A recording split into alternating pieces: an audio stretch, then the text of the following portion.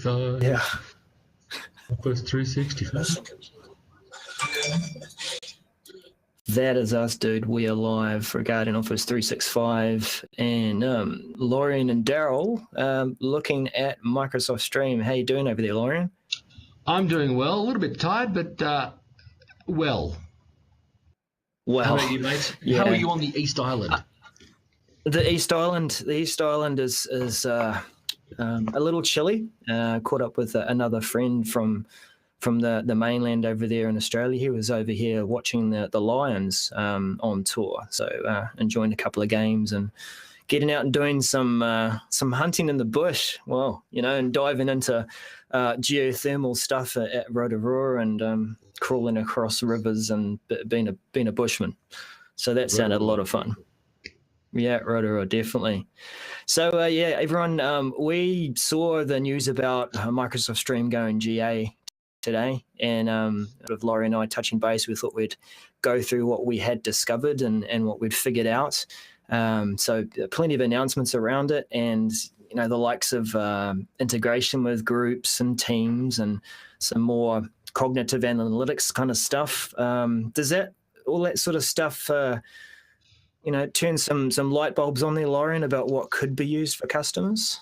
Yeah, I think so. I think there's a lot of benefits there that organizations have. I think, though, it'll be interesting to see what the feedback is that Microsoft got around the Office 365 video and its lack of features that they thought, hey, let's just build a completely separate product that leverages but is still its own thing. Because I think that a lot of organizations are still somewhat in their infancy around their Office 365 journeys. So to start building out all these intelligent services, I think a lot of people are still struggling with Delve and the graph suggesting things for them. And my analytics tells me how effective I am. So, I guess my 2 cents would have been not to necessarily concentrate on intelligence so much in Stream, but focus on some of the other features that they've said are, at a future point. But that's my 2 cents. And what would I do? I don't sit there with telemetry.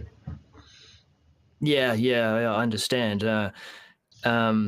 There's a transitional period, as we've come to learn, isn't there, that the content is going to be gradually shifted to Stream from Office 365 video.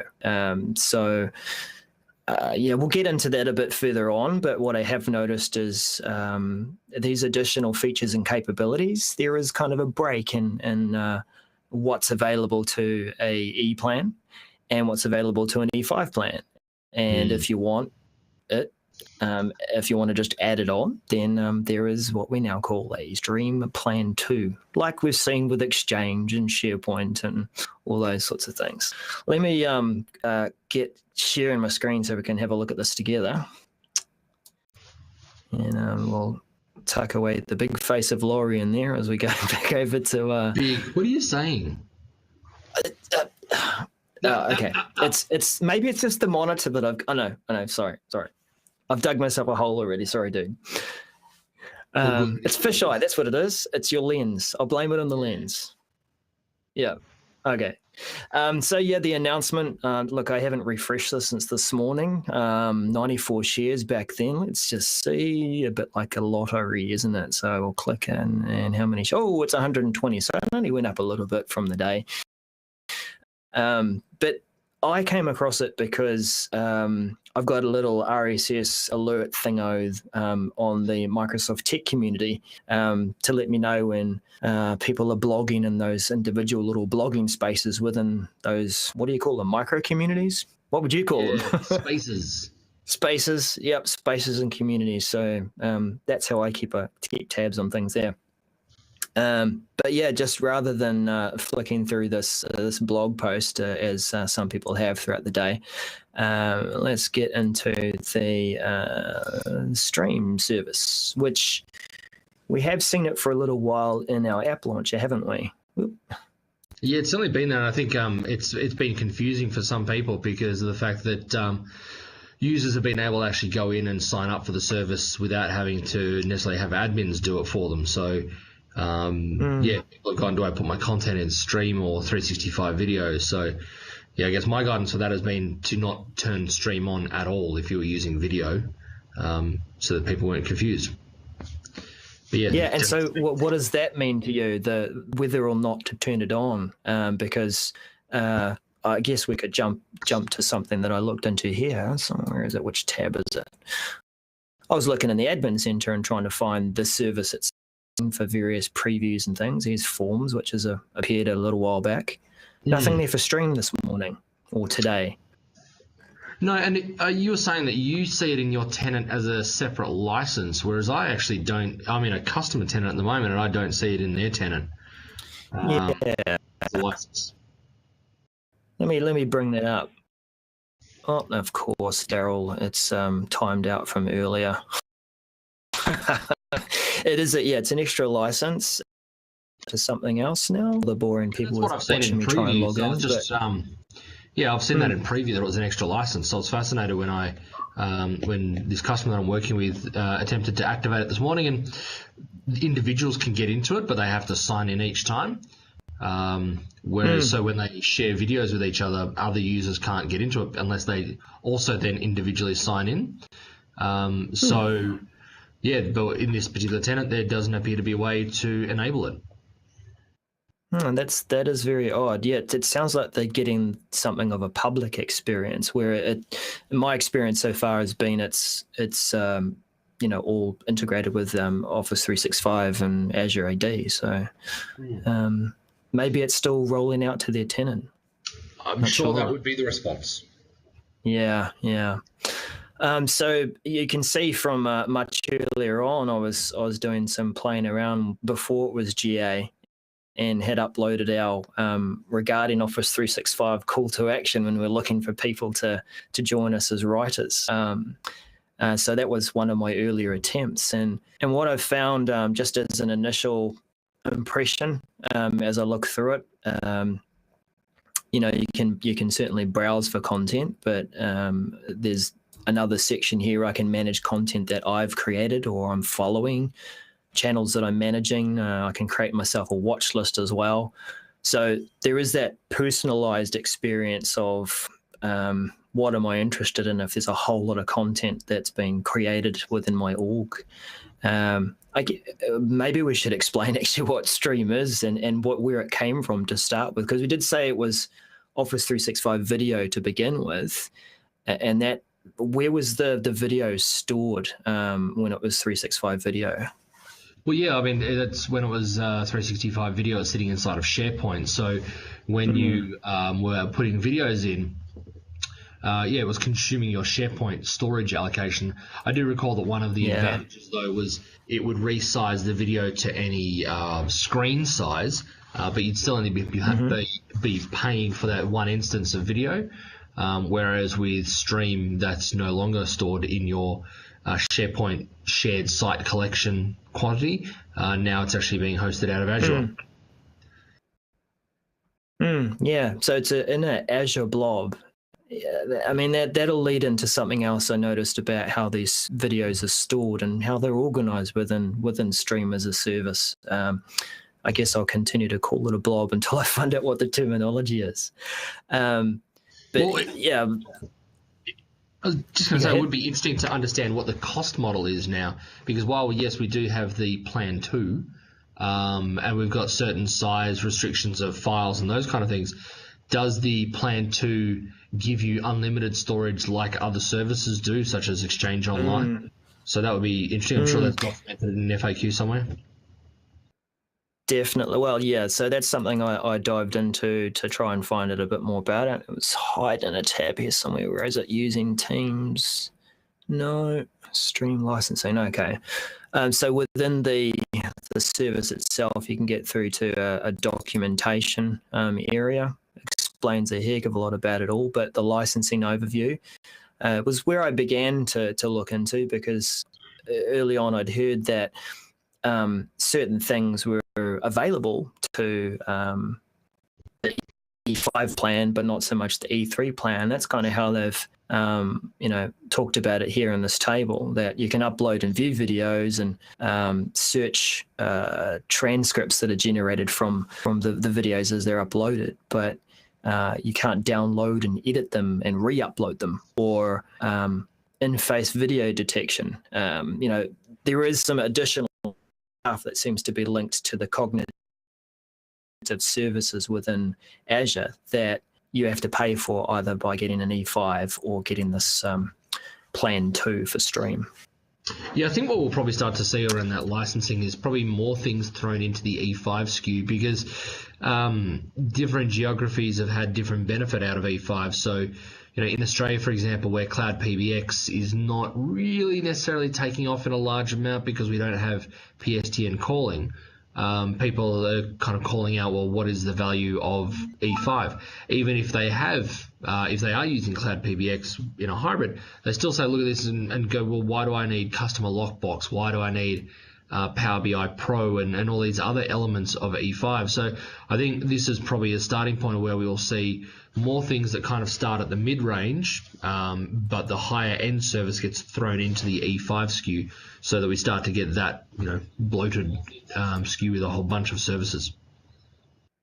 Yeah, and it's also in a large way about justifying the the additional SKU and making sure that it is of value to customers. I was just checking out to see if anyone's dropping any questions and comments in there. I can see Alistair Pugin's joined us in there. Hey, dude.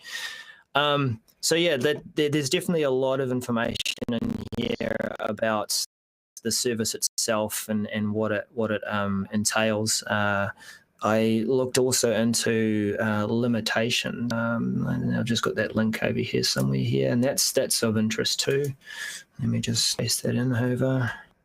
Oops. Just one of the comments or questions that people will obviously ask is how large are the files that you're able to upload. So here we go. Here's our paid plans. Total number of videos: 100,000 videos for a tenant. What size? Total number of channels: 10,000. Is that 100,000 1 megabyte videos or 100,000 1 gigabyte videos? Could be just individual files, if you know what I mean. So if you uploaded a 25 meg quick how-to of this is how you do stuff in Outlook, that counts as one video, one file. Also, channels per office group. Sorry, I was just going to say the challenge with that would be that where you have 100,000 videos being uploaded. Now, if you've got a global organization that's using Skype for Business and recording its meetings and uploading them for people to consume, you're going to run out of not space, but more so allocation pretty quickly. Yeah, that's an interesting figure that they've got there. I reckon, like with a lot of the services we've seen, they start out with opening limits and then they continue to expand it as they can provision more storage globally across all the different data centers. So maybe this is just what they've been allocated to start with.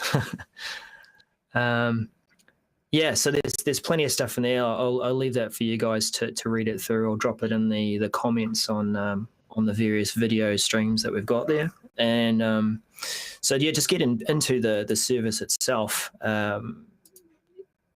Let's just talk a bit about like uploading and creating videos, because so far as it's pretty easy to upload a video, but where does it go? How do you organize? And we do have channels like we did with 365 video. But now we've got this other layer where you can have a group associated with your video storage. What's your thoughts around that, Loryan?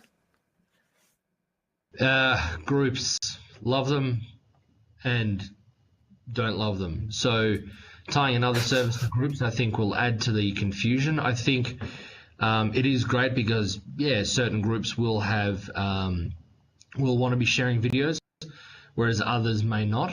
And I think it's something that's becoming probably a little bit tedious, I would say, from the world of Office 365.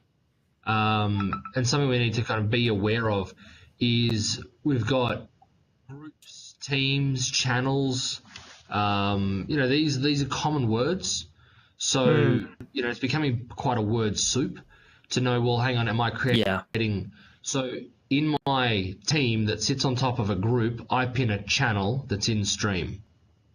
So I understand you can't really necessarily use other words, but it does become quite of a word salad as we're trying to stitch all these things together.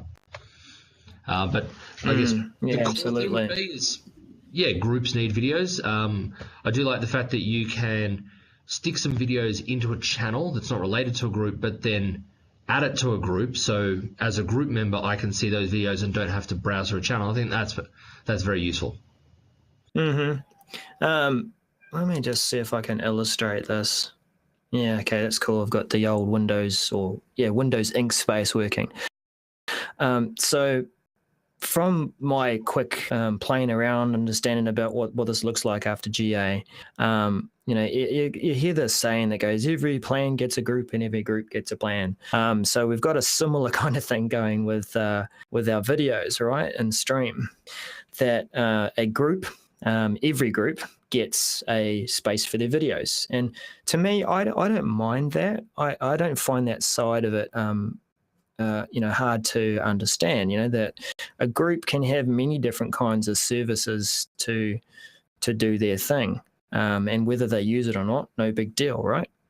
But it's the other direction that seems to cause a bit of grief for organizations, where people go to Power BI and they create a space and that creates another group. And then they go to Planner and they get another group. And so we're now seeing the same thing from the video direction. You go to Stream and you can create a group from Stream, and vice versa. So I'll get into showing you how this relates, because I began to call this, I don't know, and there's going to be a terminology for it, but there's a space for videos. And then that video space can be divided into channels, right? And that confused me, because I was looking into this integration with Teams and thinking, okay, so I've got my team over here and I've got my tabs along the top, and I add my Stream tab, and I'm supposed to copy and paste a URL to my channel. So I went to my marketing team and I copied the URL to this landing page. And I think you got it the other way around, Darrell. I think you take the channel URL and paste that into the team. Yeah, that's what I should have done. But at that point, I'd only uploaded 2 videos to this space, and I hadn't created a channel to organize them yet. So even though there were videos there, I couldn't create this tab within Teams. So let me show you what I mean. We've got our marketing team. So here's our marketing team. I'll just take a little shortcut. Or should I show you some of the other kind of weirdness? Let's do that. You and I were doing this earlier, just before the call. We're on the landing page for Stream. All right, let's browse for stuff. And now I know that I've got videos. Oh, that's cool. They're all over here. And I've got a list of them. I can see that there are some that are related to groups and they're limited access, and some that are available to the whole company. Now I know I've got some groups. Holy cow, they're all there. Tons and tons and tons of them. They're sorted by number of videos, so at least that makes it easy to start with, because I'm in the early days. So it's made it easy for me to find marketing. But for someone who hasn't used their video space yet, how do they find their group or their video space? And you'll see, like, if I was to search for, if we go far further down the page, I've got one called Ops, but let's just say it wasn't 3 strokes of the scrolly wheel away. How do I find Ops? Would you use the search box? Yeah, probably. Yeah, I would. Ops. For Ops. No, there's no videos with the word Ops. Yeah, I expect that, but are there any groups with Ops in them? Nope. Can't really filter that search. So yeah, it's a bit strange like that at the moment. How do I find my team or group space for videos? Yeah, let's get rid of that. So back into our example. Well, this is what I guess the hope is, that the intelligence will start to surface that using the graph to say, hey, these videos are relevant to you. This is what we'll see with things like the trending videos and that element of it. As that intelligence should start to flow through and surface the videos that are important to us, or your colleagues have watched this. Yeah. Well, I can see there's already a trending videos thing, so at least there's that. That'll help.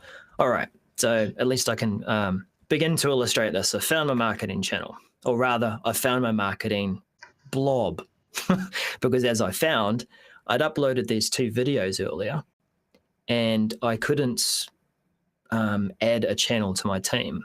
So here's our videos, and I thought, okay, I need to grab that link. I'll go over to my marketing team, and I guess we'll go into our general channel. Doesn't really matter.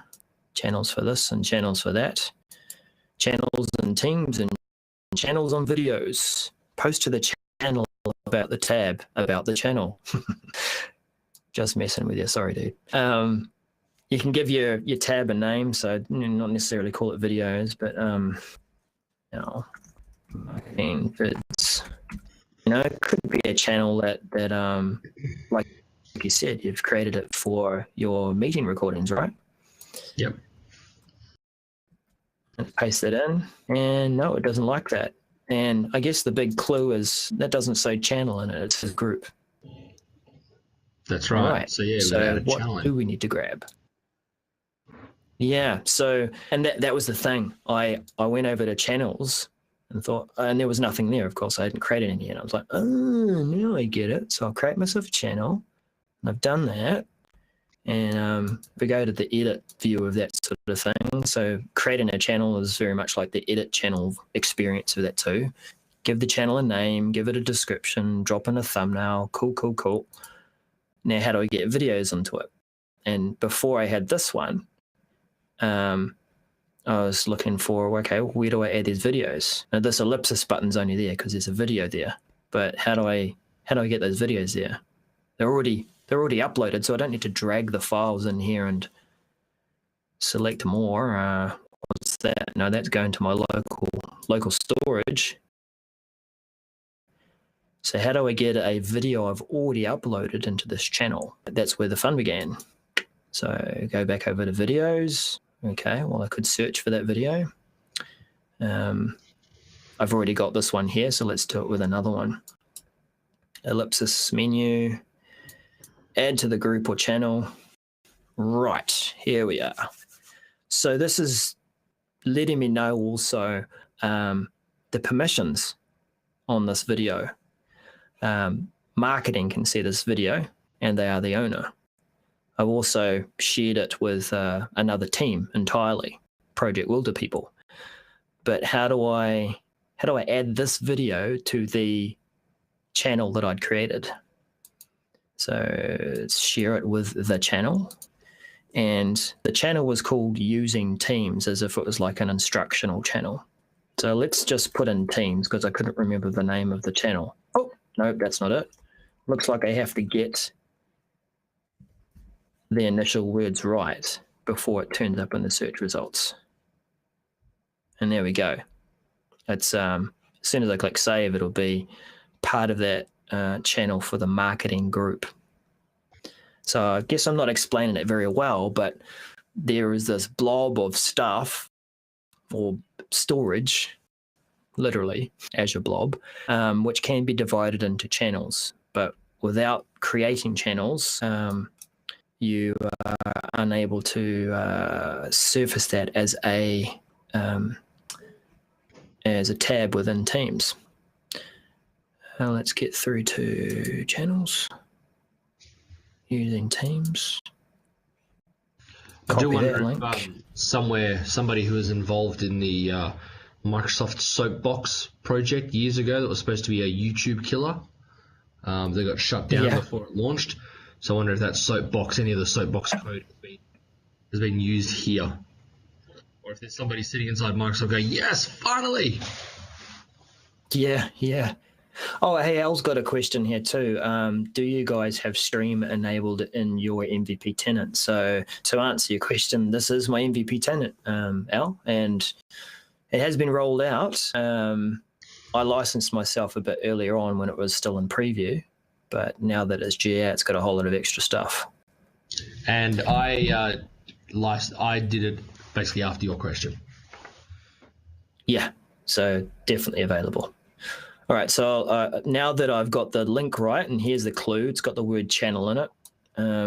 Save it, and what does that look like? It should show, it's like that, did I nail it? You know those nail it memes and videos where people try and create the same cake or the same haircut or something? Yeah, or did I nail it? Does it look like the Microsoft demo from Microsoft Mechanics? No. But there we go. It's our channel. It's added as a tab. Yeah, finally got there. I think that here's a question for you then, Loryan. Yeah, you go. No, you go. I was just going to say, like, so now we've got our videos there, and people can view them. If I clicked on that, it's going to open up a web page. Oh no, it's given me a modal window. I want to be able to talk about this. Yes. I'm watching the content. I want a discussion. Where are my comments? You can do that. You can share it to Yammer. True. Yes, you can. But it's not quite the same as with the 365 experience. The Office 365 video experience, where you can go into a channel and say, I want to make this channel pair up with a Yammer group. Anytime I add any comments against a video, it's going to create a thread in Yammer, and then it keeps it all nice and tidy together. Now, This is just your modal window. So if we went through to our stream experience and had that video, we do have a comments box. Let me just quickly pause that video once it starts. There's our comments. But what are they? No? Let's get rid of that. Okay. It's just a comments box. It's a standalone, come to this video and see the discussion here.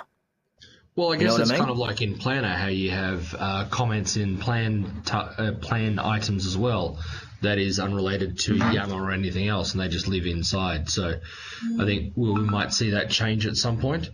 Those comments I've observed on a plan or a task, so to speak, I've seen them appear in the Outlook group's experience. Yes. But what I mean, though, is from a conversation thread, they don't appear anywhere other than there.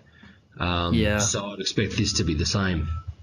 I mean, one of the things that I would probably think a little bit probably separate, but I guess probably wrapping up is I'm disappointed that this was launched without external user access. Because we talk about this being the YouTube of Office 365.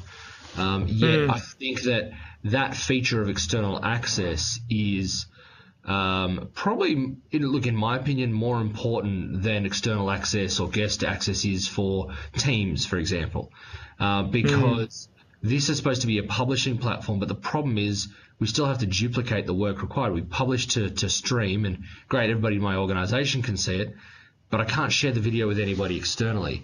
So that means I still have to stick it to SharePoint, be it in Groups or OneDrive, and share it that way. Or if I want it to be really publicly facing, I've got to stick it up on YouTube or on Vimeo. So this hasn't really addressed anything other than internal videos, which personally, in my opinion, I don't think was an issue, because we already had the Office 365 video product.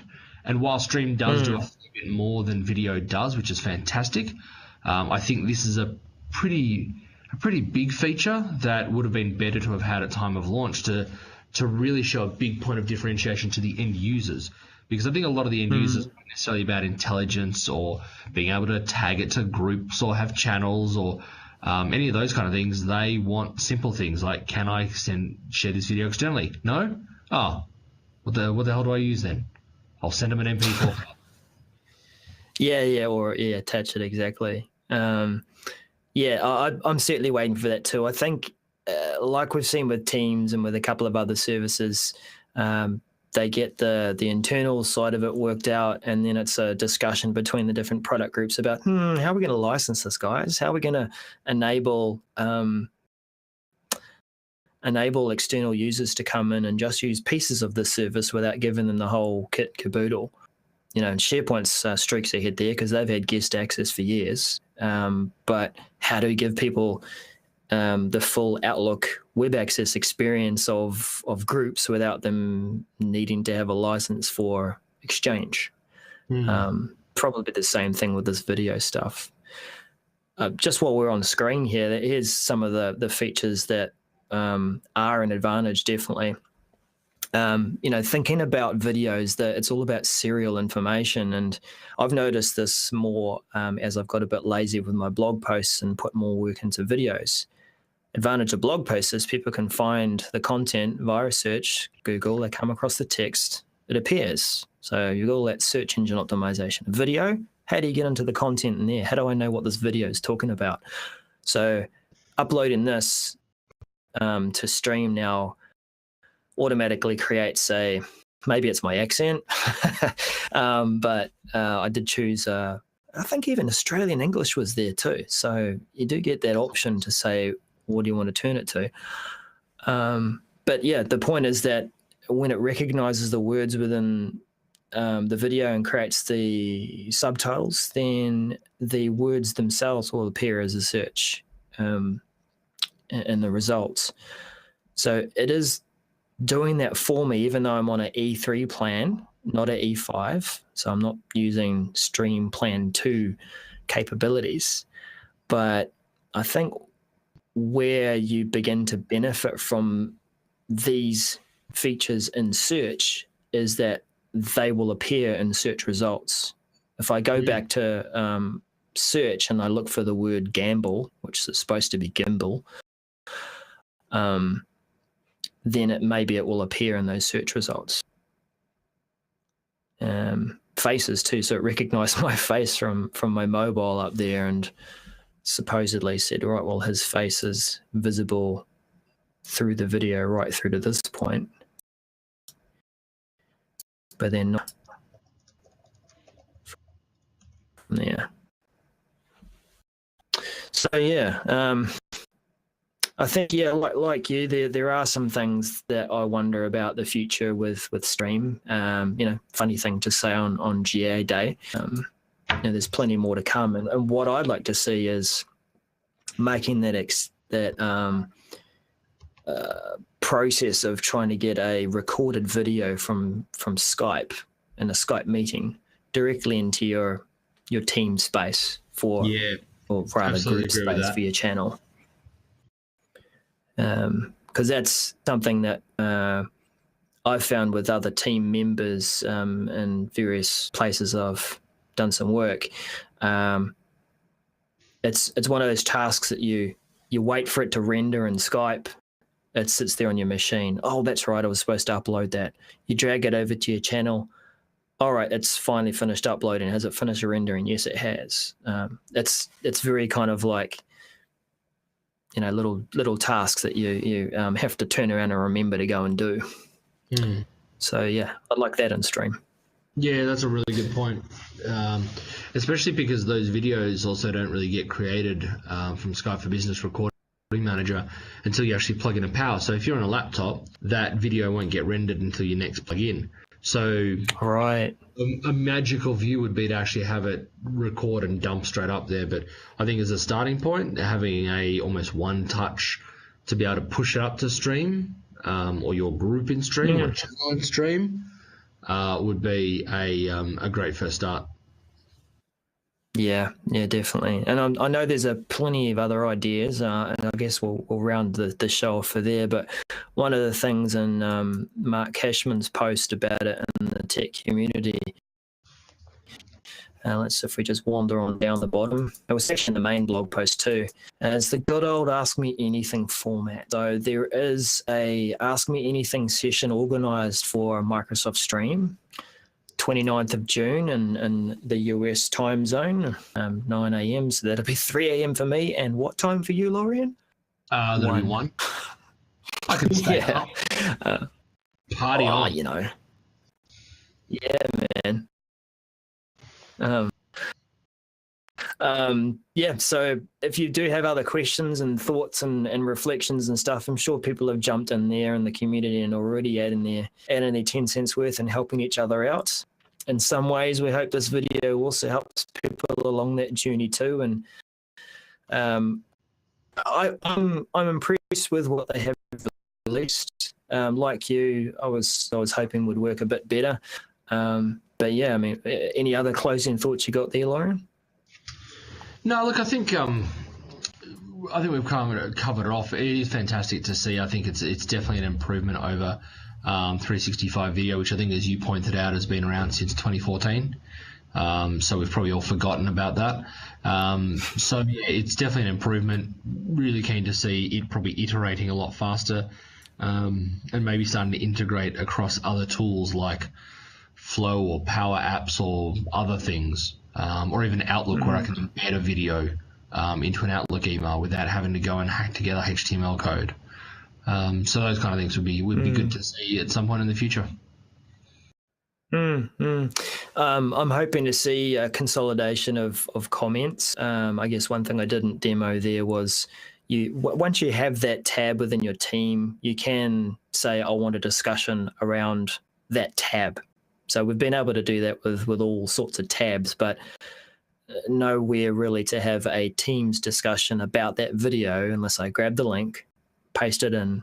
It's that sort of copy paste experience. So no worries. All right. Well, yeah, that's us from regarding Office 365, and sort of later in the evening or early in the morning for some who might be tuning in. But our videos have pushed out to our YouTube channel and our Facebook page as well successfully. We've been using a brand new Pexit meeting room from Pexit Corporate, and they've given us this.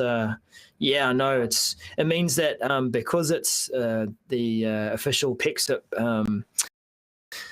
vendor, then they're all nicely, just about sort of point towards it, that we've federated with Microsoft, so we can easily, get them into the meetings and not have some of the issues we had like at conference with poor old Mark and then that fire. So anyways, so yeah, thanks for tuning in. Thanks, Loryan, for jumping in and helping me out with some of these comments. It's awesome to be part of this team. For those of you who follow along, do join our Facebook page, like and subscribe, all those other things that people ask for at the end. But seriously, we'd really like some more subscribers to our YouTube channel so we can get a decent URL rather than gobbledygook / something. So that's us, and see you again. Did we have a hint to what our next episode was going to be, Loryan? I think you had an idea, wasn't it? No, it'll just be, I think, a reaction to another surprise product launch. Oh, okay. So it's okay. Yeah. Okay. Boom. Slapped by Microsoft. That other idea is secret. Okay, everyone. Catch you later, and see you online sometime. Bye for now. Disconnecting and shuffling papers.